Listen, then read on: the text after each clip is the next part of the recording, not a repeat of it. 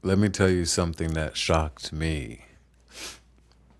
I spent most of my life thinking cities were run by the mayor. Then I got in the room, and then I realized the mayor isn't the only person making things happen. Welcome back. I'm Law, author of Enunciate Your Needs, and this is a new series, The Game They Never Taught Us, where we discuss leadership, community, influence, business, government, opportunity, and how things actually work. Because nobody taught us this in school. Let's break the fourth wall. Think about it. If your street has potholes, who fixes them? If a park needs improvements, who decides? If a business wants to open downtown, who approves it? If somebody wants to build apartments, who signs off? Most people think there's this giant button in City Hall. You press it and poof, stuff magically happens. People, that ain't how it works. Think of it like this. The city is like a team, and every team has positions, not just one leader, multiple leaders. Let's start with the mayor. The mayor is often the public face, the spokesperson, the vision setter. The mayor is important, but the mayor doesn't do everything. Then you have city council. You could think of them like the board of directors for your city. They vote, approve budgets, create policies, help determine priorities. Think back to school for a second. Remember student council? I do. Kennedy Tech alum. What's good? Most of us thought student council was dances, bake sales, announcements. But let's imagine for a second. What if student council controlled lunch budgets, after school programs, sports funding, field trips, technology purchases? Now, imagine they controlled 100 million, 200 million, 500 million. Now you're getting closer to what city government actually does. Let me ask you something. If your school gave students a voice in how money was spent, what would you prioritize? Better lunches? More sports? Better art programs? Technology? More field trips? Drop it in the comments. I would love to hear your feedback. Now here's where it gets interesting. Many cities have somebody called a city manager. Most people never heard about them, yet they often oversee departments, operations, budgets, implementation. Translation, they're helping run the machine. And here's the first lesson. The people with influence aren't always famous. Every city has departments. Think public works, parks and recreation, police, fire, economic development, purchasing, schools. Now, why does this matter? Because here's what most people don't realize. You interact with these departments almost every day, whether you know it or not. If the snow gets plowed, guess who does that? Public Works. If the potholes get filled, Public Works. If the street signs get replaced, Public Works. If the road gets repaved, Public Works. If your child plays Little League, what department is that? Parks and Recreation. If your family attends a summer concert in your city, Parks and Recreation. If your neighborhood park gets renovated, Parks and Recreation. Now, most people think that the fire department equals just fires. Not even close. The fire department handles medical emergencies, rescues, safety education, building inspections, community support. Now, if a new business comes downtown, guess what department that is? Economic development. If jobs are being attracted to your city, economic development. If a developer wants to build housing, economic development. And trust me, if you enjoy clean water, you want these departments doing their jobs, right?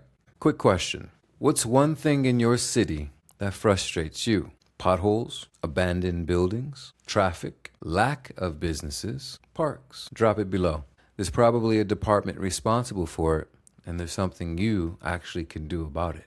Stay tuned. Now, here's something that completely changed how I view cities. A lot of decisions are made in rooms most people never enter. And guess what? These rooms are not secret rooms. They're public rooms. And not only are they public rooms, they are public rooms that are announced way ahead of time with location, time of the meeting, and agenda. Board meetings, commission meetings, committee meetings, budget meetings, public hearing, and often the same 10, 20 people keep showing up while thousands complain online. So let me ask you, how many city meetings have you attended?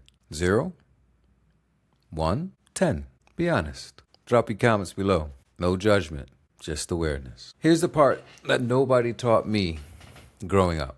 You don't have to be elected to make a difference. You don't have to be mayor, governor, president even, to create impact. You can be a volunteer, a coach, a mentor, a business owner, a committee member, a neighborhood leader, and influence real change. So if you're 10 years old watching this, your voice matters too. You can help your neighbors, join clubs, volunteer, learn how your city works, participate in your community. And remember this, leadership starts before titles. So let me check in with you. Did they teach you any of this in school? Yes or no? Drop it in the comments.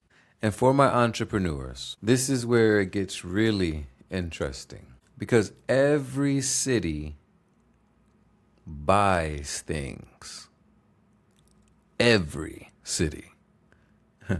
They buy landscaping, consulting, technology, training, construction, services, equipment. And there are many more on that list. And that's a conversation we'll dive deeper into in future episodes. Because most small businesses have no idea how much opportunity exists right in their own backyard. And here's another thing. AI is changing everything.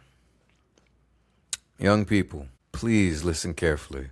The same phone you may be using watching this video can also help you research city projects, learn how government works, start a business, find grants, build a website, draft proposals, learn skills. Y'all got supercomputers in the palm of your hands or in your pockets, and some people are building businesses with them, running businesses with them, while others are arguing in comment sections. Same tool, different outcome. No judgment. Now, you might be wondering, Law, what does this have to do with erotic intelligence? Everything. Because at its core, erotic intelligence is awareness, communication, and discipline. And communities succeed or fail because of those same things. Most communities don't suffer from lack of people. They suffer from a lack of communication. Sound familiar? That's also what destroys relationships. Nobody's asking you to become mayor tomorrow. Nobody's asking you to run for office. Nobody's even asking you to become a policy expert. I'm simply asking, do you know how your community works? Because you can't change what you don't understand, and you can't influence what you refuse to learn. We have a responsibility. The more I've learned about communities, the more I've realized something. Most people think power lives at the top, but real change often starts at the local level, the neighborhood, the block, the business, the school, the conversation. This has been The Game They Never Taught Us, Episode 1, How Cities Really Work. Because once you understand how the game works, you stop watching from the sidelines and you start getting in the game. My last CTA, call to action. Tell me where you're watching from and what's one thing in your city you'd like to understand better. Parks, schools, budgets, contracts, how decisions get made, local business opportunities. Drop it below, and maybe we'll cover that topic in a future episode. The game they never taught us.